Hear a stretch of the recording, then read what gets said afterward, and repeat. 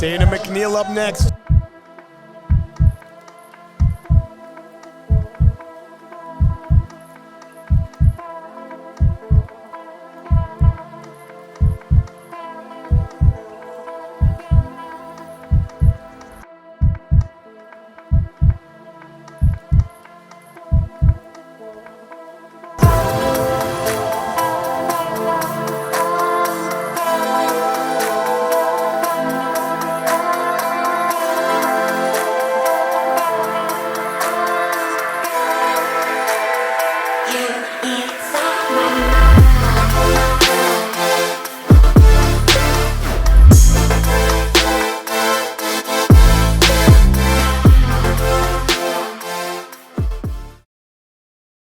What's good? So I had a meet recap all ready to go and everything, but the audio was really bad. So I know that the audio is, bad right now, but at the hotel it was way worse. I'm just gonna do it again. So I did take some notes because it's been a few days since the meet. It's actually been almost a week. So today is Saturday. So 6 days since the meet, and I know that over time, I start to forget things. So as I was watching the video, I took some notes. So if you see me looking off screen, that's what I'm looking at. I'm just referring to my notes just to make sure that I'm giving you guys the proper meet recap as best as I can tell it. This video so far, go ahead, give it a thumbs up. It really helps out the channel, helps out the algorithm. Leave a comment below. Also, before I get into the recap, an update on what's been going on, because then things in the meet will make a lot more sense. So the last meet I did was Worlds, and Worlds, you're pretty much considered a professional athlete. You can't come in half-stepping, making mistakes, all that. After last Worlds, I said I want to come back here and I want to be the best version that I can bring to the world stage for me. So there's 34 things I want to change. I wanted to get better nutrition, so hiring a nutritionist. I wanted to get more sleep because I was really lacking in that area, and I wanted to have a smarter approach to training. And then I guess you can lump the fourth thing in with the third. I needed to start doing my accessories, like for real. So I hired a nutritionist after Worlds. I've been working with her for the past 8 months. Her name is Pia. She works out of Fiercely Fueled Nutrition. And if I'm slacking on my check-in, I'm paying for a service and I'm not using it. That doesn't go to me. So yes, I'm gonna be using the service. I'm gonna make sure that my check-ins are on point as they can be. I'm not saying for any of this I was 100% the entire time. I definitely had some moments where I slacked, but it's as long as you are more on than off, then you'll be okay. So with my nutrition, she gave me my macros. I checked in with her every Monday, and I started noticing that I had more energy throughout the day, and that also combines with getting more sleep. But I had more energy throughout the day. My calories were consistent, which is also something that was new for me. When we went into the cutting phase, it was a smart way to do it. Because before I would just crash diet, take my calories down to 1200 and just crash right on into the meat. Crash right on down in there. And even though I still had my cravings, they weren't as intense as it was when I was doing it by myself, basically when I was crashing. The second thing I wanted to change was I wanted to get more sleep. I was averaging about 4 hours of sleep a night, 5 if I went to bed early enough. But it was mainly about 4 hours of sleep. I was always tired during the day, groggy, I couldn't stay awake for nothing. There was a running joke at this new position that I started about a year ago. And they would always say that I would fall asleep in meetings, and they would tell me something, and in the middle of talking to me, I would just fall asleep, and that's not good. So I made the determination to get more sleep, just for life in general. You need to be awake. So just for life, I'm not even talking about training right now, but I just feel energized, I feel awake. I'm not falling asleep in meetings, I'm not falling asleep around people anymore. My coworkers actually still try to tell me that whenever we go to a meeting, they're like, oh, you're gonna fall asleep. But I have to remind them that I haven't fallen asleep in a meeting since last June. Last July, actually. Chronically undersleeping in training, yes, you can do it. Obviously, I did it, but I always felt tired after my workout. I'll go into my workout tired. I would come out of my workout even more tired. And then my back down sets were always kind of half-assed because I was tired. If I had whatever other movements I had after, so I had squat, bench, and an accessory on Mondays, for example. I'll do my top set for squat. I would make it to bench somehow, and I would half-ass bench. That's probably why my bench would have been so bad over the past few years. More than likely, I would skip the accessory. Since I started working with Pia, I would hit my top set. So with the nutrition and sleep, I would hit my top set. I would be tired, I'm not gonna lie. I would be tired, but I'll sit there, I'll rest for a little bit, and then I was able to complete the rest of my workout. I knew that if I took a smarter approach to training, then I would have better results. Instead of using my training as an outline, like I'm using this outline right here, instead of trying to force reps that weren't there, if I could do what was programmed that day.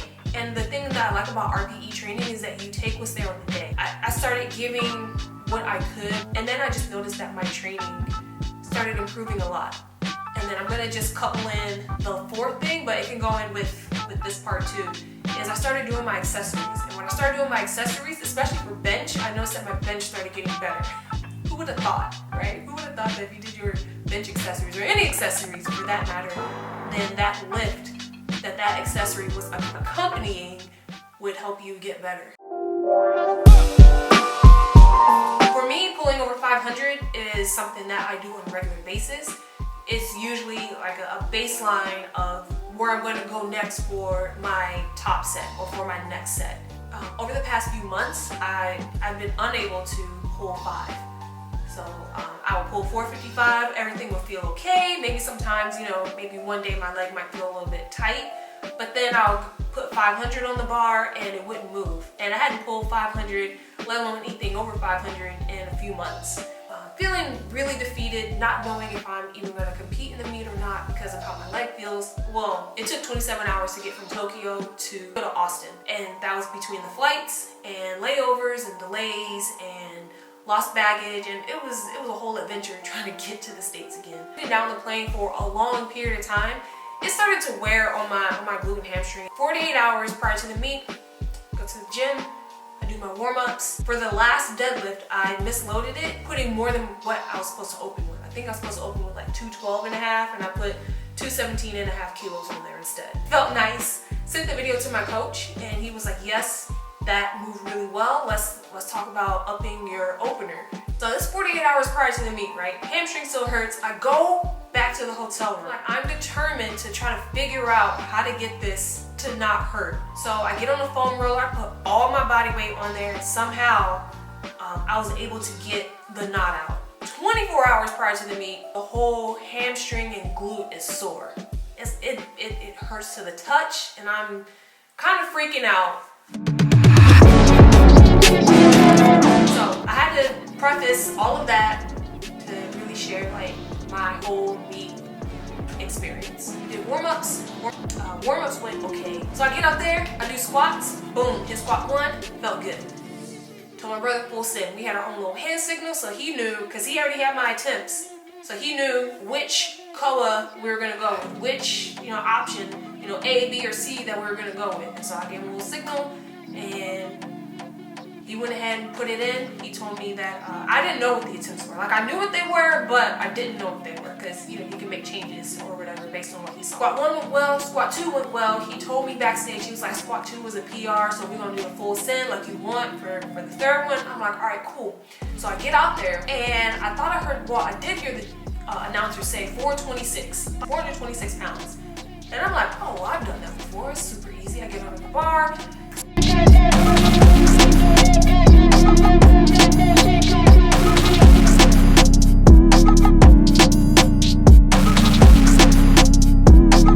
Squatted, grinded it out for a little bit for my third, got the white lights, get backstage, and asked my brother, I'm like, okay, so how much was that? And he said that was 46. That was 202 kilos, 202.5 kilos. Give me my extra half.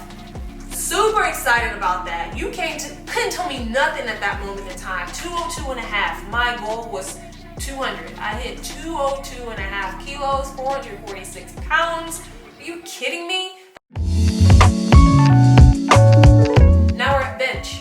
My last warm-up felt really heavy. Like, I voiced my concern to my brother. He's like, "It will be fine, just go out there and just get it off your chest." Bench the first one felt way better than my last warm-up. It was a little bit of work, and I told him, let's not jump up too high. We can 2.5. I'd be really comfortable with 2.5. That's the minimum that we can go. I would be happy to go up just the minimum for my third attempt.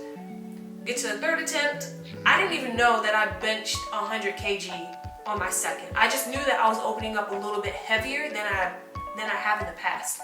So get to my third attempt.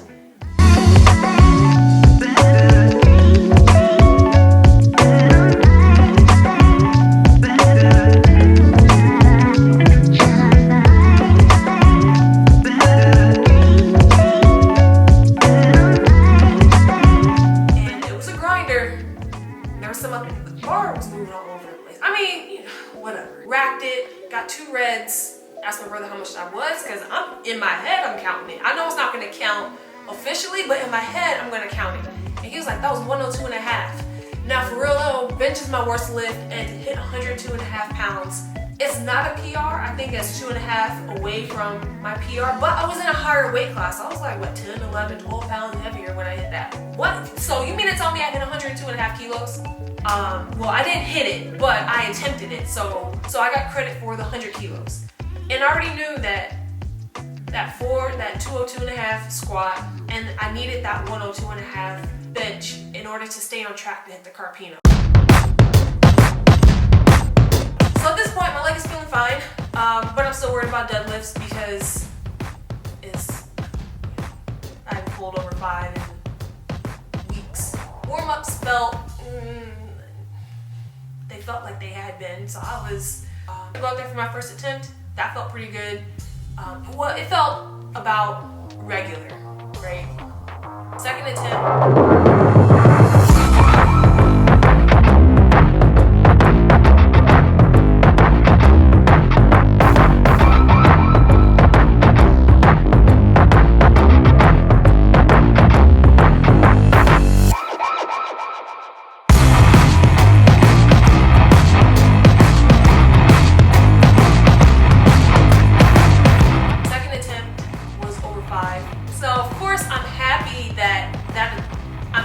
That attempt moved and it was over 5. I told my brother I want to go for the deadlift record, and I didn't think I was too far off from making that jump from, what was it, like 532.5 to 540.5. So it was only like a few extra kilo. I say only like it's only, but it was only a few extra kilo that I'd have to go up. Try my best. It didn't work out. Was I disappointed? Like for a split second I was. But then I was happy because, I worked really hard for this meet. Now, I know it seems kind of it's like, oh, why would you work so hard and you didn't even PR on your total? I mean, I got a triple-digit bench. I PR'd on squat. I PR'd on bench. I didn't PR on deadlift, but that's okay. I'm okay with that for now. This meet. I'm gonna just blame my leg for the past few weeks. I can also blame myself for not getting it looked at earlier. I'm not gonna do that. I'm just gonna blame my leg. But I came to the meet, I did what I wanted to do. I wanted to hit some PRs. I wanted to hit the Carpino. And I wanted to get that, I wanted to retain the title. I didn't beat my best total, but I feel like I did things a lot smarter this time. I don't have any regrets for my training, for my nutrition, nothing. So on my post, I put no regrets. That's what I'm talking about. No, I don't regret anything that happened in the off season, except for my leg. But I don't regret anything that happened in the off season. So now what's gonna happen is they're gonna pick the people who came closest to hitting their Carpino. That'll be the IPF team. There's another World Championship, or North American Regional Championship. The alternates, the people that don't go to IPF Worlds, the people who are, I guess, like second closest to hitting their Carpino, or pretty much everybody else, will get sent invites for the NAPF meet. IPF, so the difference between the two is IPF is worldwide, so any IPF affiliate participate in IPF Worlds. North Americans are just for the countries in North America. And it's not just Canada, US, Mexico. There's a whole bunch of countries in North America. So it's just, this meet is just restricted to those countries. I'll just have to wait to see what's gonna happen with that. I have to wait till after Sheffield. So hopefully I get selected for one of those meets. I wouldn't be mad at either one. It would be an honor to put that Team USA singlet back on and go kick it either in Malta or Cayman Islands. Either way, your girl is happy. So I'll have to wait to see where I go, but that's the plan. And then nationals in 2024, back in Austin. So go for that 3P. You know? If I can help it, I will be there. So if you've enjoyed this video, please give it a thumbs up. Check out the other videos I have on my channel. Feel free to click the subscribe button, hit the notification bell, and follow your girl on Instagram. Thank you so much for watching, and I'll see you in the next one. I don't know why I do this. I just do. I need to stop it. But yeah, I'll see you guys in the next one.